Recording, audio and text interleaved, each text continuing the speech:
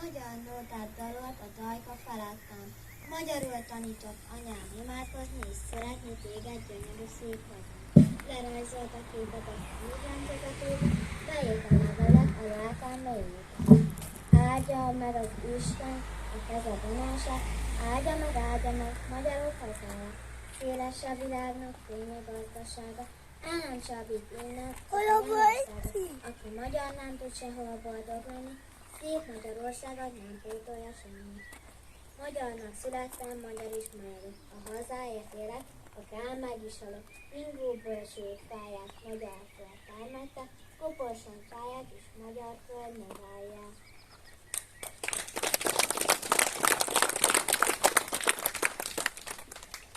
Most felkérem dr. Csaba Lendin történészt, hogy tartsa meg előadását.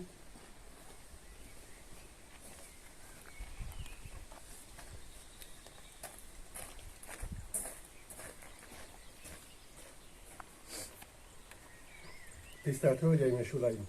Tisztelt megemlékezők! Már több mint egy évszázad annak, hogy a nagy háborúból vesztesen kikerülő osztrák-magyar monarchia felbomlott. És a közös birodalom romjai Kossuth Lajos Kasszandra levelében megfogalmazott jóslatának megfelelően maguk alá temették Magyarországot. Nem volt feltétlenül szükségszerű, hogy a dolgok úgy alakuljanak, ahogy végül bekövetkeztek. De 1918 őszén Magyarország minden tekintetben összeomlott. Összeomlott, mert nem tanultunk történelmünkből. Nem tanultak eleink Mohács Magyarországának tragédiájából, Az ország 1918-as anarchiája elkerülhetetlenné tette a katasztrófát. Annak ellenére is, hogy többek szerint lehetett volna más lehetőség. Ahogy a világháborúban érdemeket szerző katonatiszt Zsülély Ferenc másfél évtizeddel később megfogalmazta. A magyar integritás megvédelmezése könnyűszerrel sikerült volna, ha a hadvezetőség a magyar csapatokat az olasz frontról idejében szeptember 2. vagy október 1. felében hazarendeli. Persze ez csak királyi elhatározás alapján tette volna. De még a triádai csatavesztés után is megvoltak a kellő feltételek a védelemre. Csak azt kellett volna, hogy a magyar forradalmi kormány nemzeti alapra helyezkedjék. És nem a szerencsétlen, mert merőben időszerűtlen pacifizmusban, hanem az erőben keresse a kormányzás főeszközét. A nagyhatalmak már nem voltak hajlandók egyetlen katonájuk életét sem áldozni azért, hogy Magyarország szomszédai zsákmányhoz jussanak. Az olasz front összeomlása után a magyar hadosztályok mintegy harmadrésze teljes rendben érkezett a magyar határra. Ha a forradalmi kormány ezeket szét nem kergeti, hanem némi pihentetés és megfelelő lelkesítés után régi tábornokai vezetése alatt a határra küldi, azon az ellenség sehol nem jön át. Nem így történt, mivel táptalajra leltek Károly Mihály vezette kormány hadügyminiszterének Lindner Bélának az akkori helyzetben teljesen destruktív szavai. Nem kell hadsereg többé. Soha többé katonát nem akarok látni. Csak olyan időket élt meg 1918-1919 során Magyarország, amikor hadseregre lett volna szükség. Hogy az ország integritását a területeinkre ácsimbozó szomszédjainktól megvédhessük. Vagy legalábbis kedvezőbb békefeltételeket csikarhassuk, mint ahogy azt tette Kemal Atatürk Törökországon is. 1919 tavaszának és nyarának időnként sikeres katonai ellenlépései dacára Magyarország sorsa 1919 őszére katonai és politikai okok következtében eldőlt. Az ország képtelen volt megvédeni magát, az arra alkalmatlan és tehetségtelen kormányai miatt. És még hazánk fővárosában is román katonák masíroztak jövődeni. 1919 őszéig idegen megszállás alá került a Felvidék, Kárpátalja, Erdély, az Alföld, a Délvidék, a Dunántúl nagy része és az alakuló délszláv állam részévé vált Horvátszlavinország is. Zala megyét se kerülték el 1918-1919 borzalmai. A rablások és fosztogatások kísérték a magyar állam összeomlását Vármegyénkben is. Különösen a Muratrészben. Bár eleinte sikerült úrrállenni a helyzeten, de 1918. december 24-én az újonnan létrejött szerb-horvát szlovén állam hadereje megszállta a Muratrészt. És a megye vendvidéki területeire is igényt formált, amelyet végül jókora magyarnak a területek is kihasítva 1919. augusztus 12-én megszállta. Érdekesség, hogy a Pennsylvániába kivándorolt rendek közül Lovrenc horvát 1921-ben az Amerikai Magyar Rendszövetség nevében levelet küldött az Egyesült Államok akkori külügyminiszterének, Charles Evans Hughes-nak, hogy követelje a Munavidék visszacsatolását Magyarországra. Már a délszlávok elfoglalták megyénk egy részét, de voltak próbálkozások Zala megyében arra, hogy ezen események ne következzenek be. Hogy egy korabeli dokumentumban is leírták az akkoriak, a leújult forradalmi időkről az visszamaradt történelmi iratok egybehangzóan bizonyítják, hogy Deák Ferenc vármegyéje maga akart ura lenni sorsának, és Zala vármegye régi határait fegyverrel is kész volt megvédeni. Az 1910. február 10-ére összehívott törvényhatósági gyűlésnek lett volna a feladata megszavazni a határvédelemre szükséges költségeket. Azonban, mivel időközben a belügyminiszteri, illetve kormánybiztosi rendelet volt el, a közgyűlés meghatározó többsége nem tudta ezt megoldani, illetve betiltatott, csak az állandó választány tudta tárgyalni a kérdést, amikor is az állandó választány egyhangú teljesítéssel vette tudomásul Óverslag Béla Aispánnak a határvédelem ügyében tett karhatalmi intézkedését. Sajnos 1918-1919 eseményei törvényszerűen vezettek el Trianonhoz. Hogy Friedrich István miniszterelnök még a békefeltételek megismerése előtt 1919. november 18-i minisztertanács ülésen megfogalmazta, megismerte a mai vezető emberek szívéjét. Azt tapasztalta, hogy unják a hosszantartó válságot. Kényelmesek, mindig bíznak valami rendkívülben. Messiást várnak. Hol aponyi ez a messiás, hol Claire.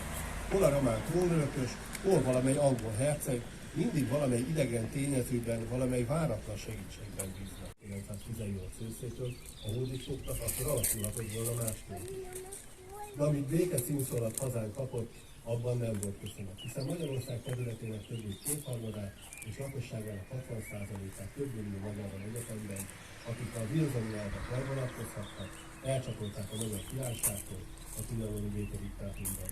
Melynek aláírására Alexandre Millerand francia miniszterelnök felszólította a magyar kormányt. A szerződés aláírójának kijelölésében egy apró epizód szelem Zarának, vagyis Zaregér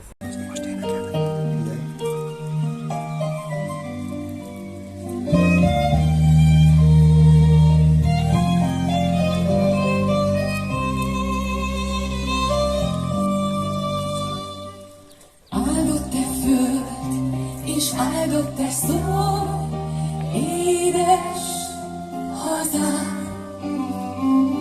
Itt van a bölcsőd, és itt ringatott az én édesanyám. És ha egyszer sírok, nő a vadvirág. Én fentről is, a mennyből is hallom majd szavát. Együtt dobál a szív, s még dobál a szó. Magyarnak lenni, élen is jó. Az egekig él már a nyíló virág. Kanyába zárja a magyar hazát. Hazán a föld, mint szívünk fölé, Kárpátok fonnak népünk köré. Hazában mindig otthon vagyok, hiszem, hogy én jó magyar vagyok.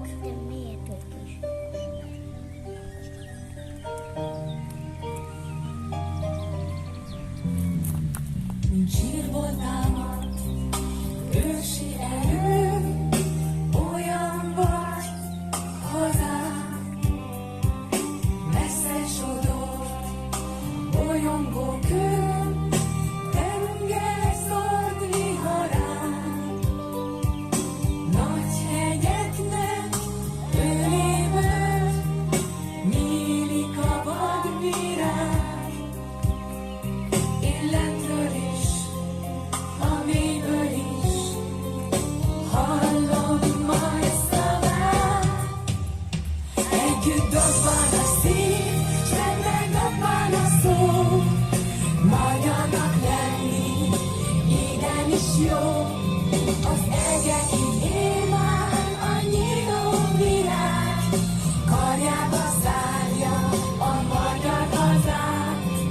Hazán a föld, mint szívünk fölé, Kárpátok fonnak népünk köré. Hazámban mindig otthon vagyok, hiszem, hogy én is jó magyar vagyok.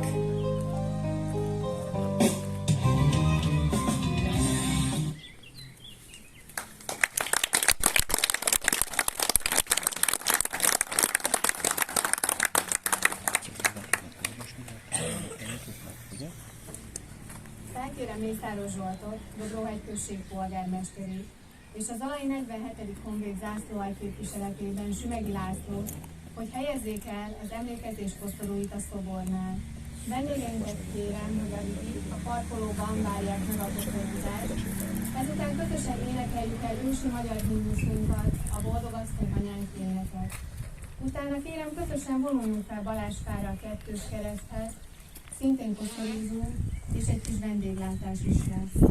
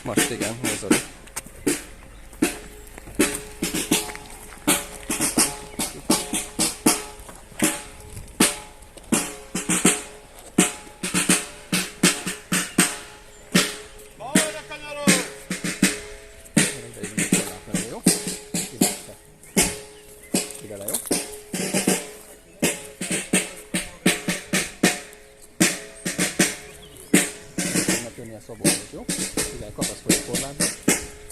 Menjél csak tovább.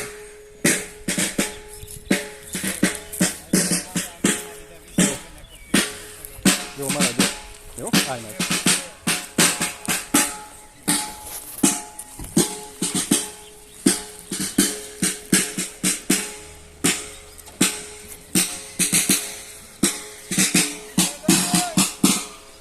Én is ott maradsz, jó? Ott maradsz.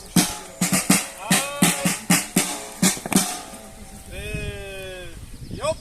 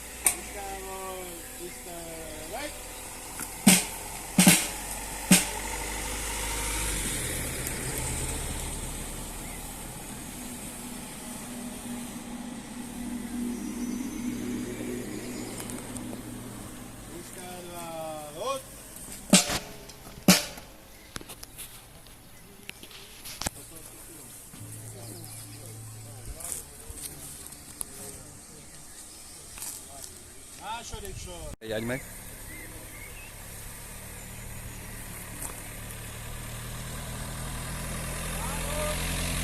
Azt fognak lőni, fogd be a fület. Fogd be a fület.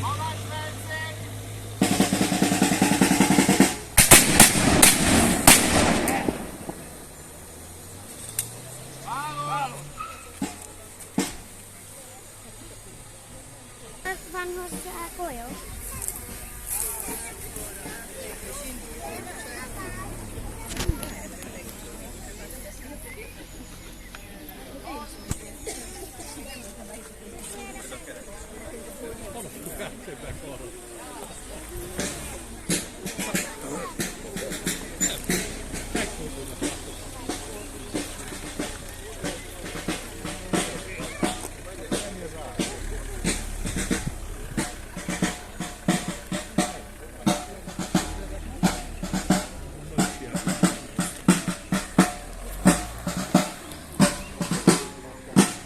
Bocs, bocs.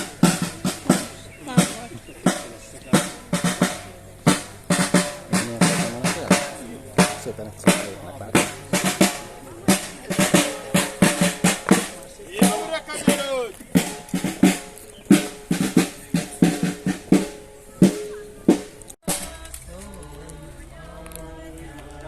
Tiszteleg!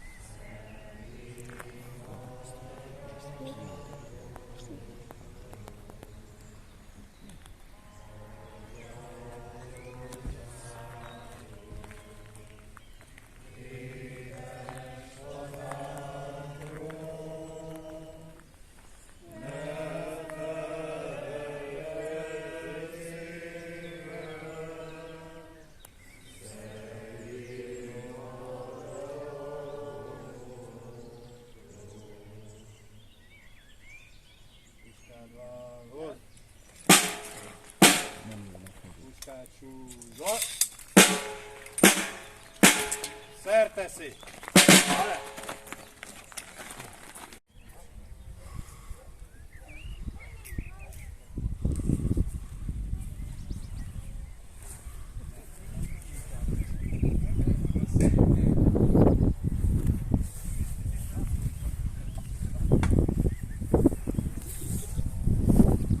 Hölgyeim és uraim!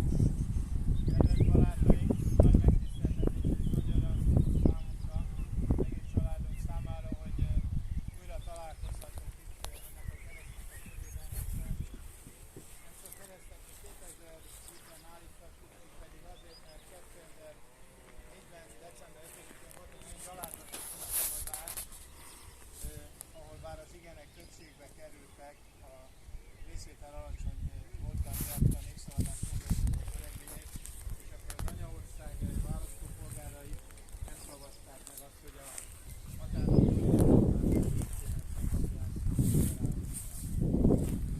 azóta ez hál' Isten megváltozott, és a nemzetünknek több mint 1 millió új állampolgára van, akik nem újabb, új régiek, akiknek ez a jog jár, hiszen akaratukon és saját döntésükön kívül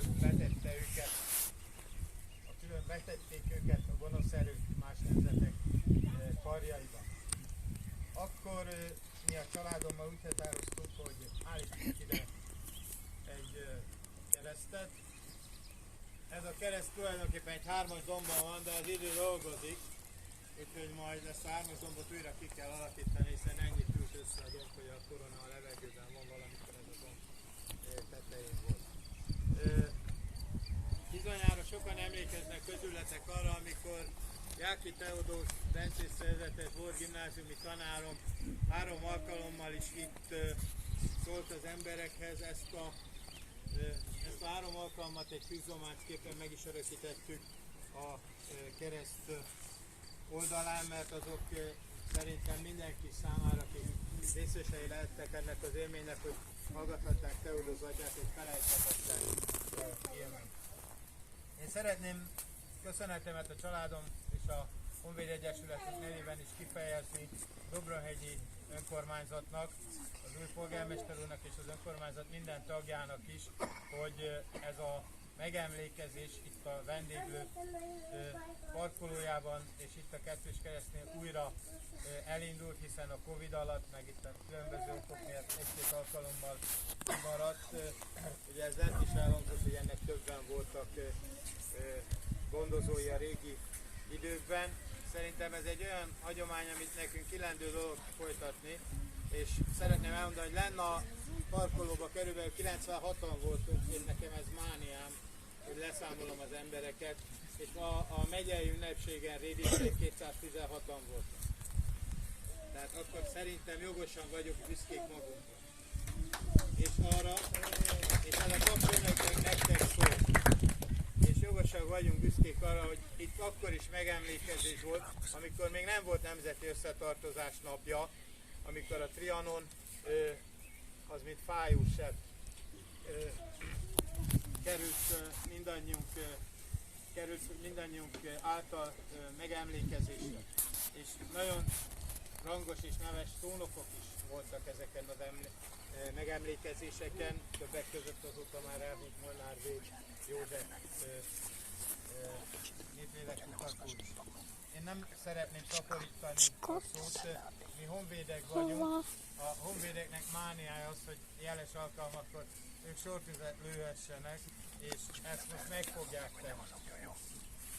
Itt is, de előtte polgármester úr és a hadnagy úr itt is elhelyeznek egy koszorút, azt követően fogunk lőni egy sortüzet, majd lövünk egyet ezzel az ágyúval. Kedves gyerekek, ez egy jelentős zajhatás lesz, de megláthatjátok azt, hogy régen, amikor a honvédek a haza védelmében harcoltak, milyen körülmények voltak, és akkor milyen ágyú és puska ropogás között kellett helytállniuk, tehát ettől nem kell félni. Ez megemlékezés a mi részünkről, azokról a zalai katonákról, akik egy évezreden keresztül a legkülönbözőbb poklokban, de helytáltak a magyar haza védelmében. És a mi egyesületünk azért alakult, hogy ezeknek az embereknek a dicsőítései ne kerüljenek feledésre, hanem emlékezzünk rájuk. Úgyhogy én a honvédeknek vezénylek, a polgármester úr meg a tisztúrnak koszorúzzanak. Parancsot nem adhatok egy tisztnek. Urai! Istenedő szokásunknak! Veszett Trianon! Akkor koszorúzáshoz! Viskárválhoz!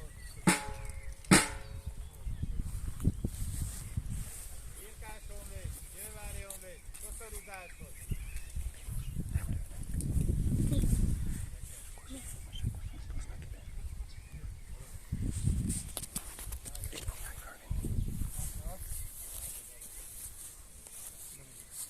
Mikor jön?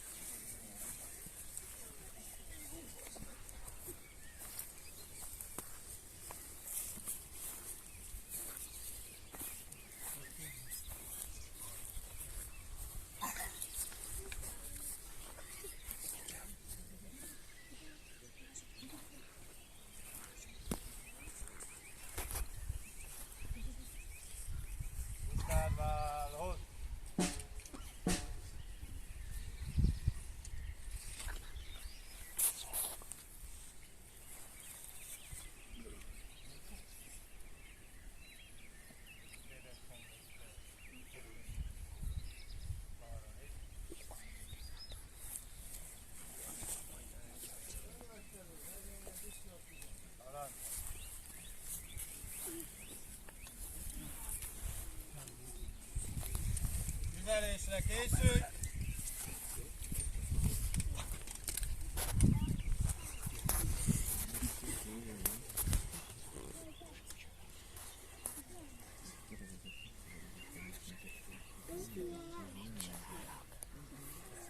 Válasz! Fejcél!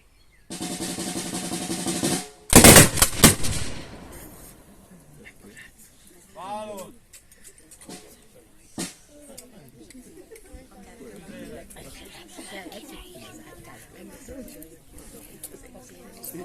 Itt erre vannak a hátvédkudomnak, nem olyan ártalmas.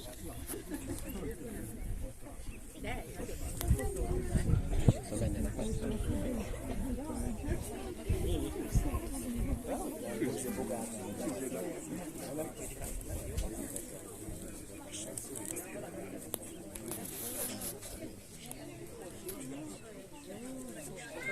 Fejcél!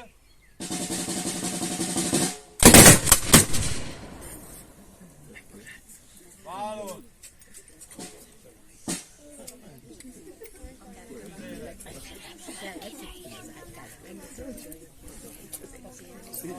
Itt erre vannak a hátvédkudomnak, nem olyan ártalmas.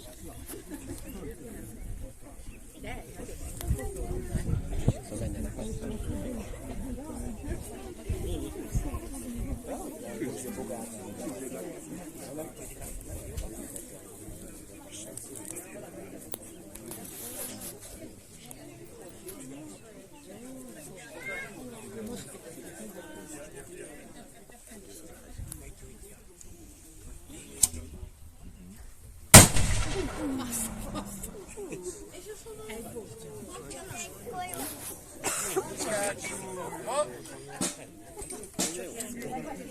Szerteszéd!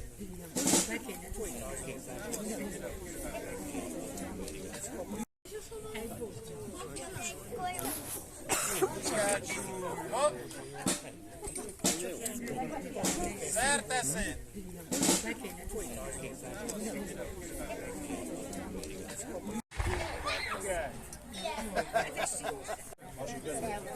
Késő jöttünk ide, de láttam, hogy utána meg kipucolták benne.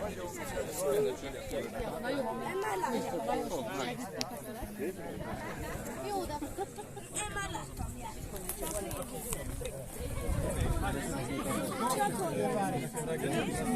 Menjetek az embereket lefeletele.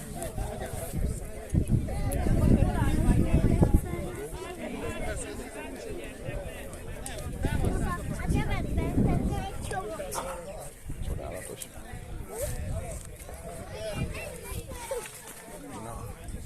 Mi? Mikor lesz kaja?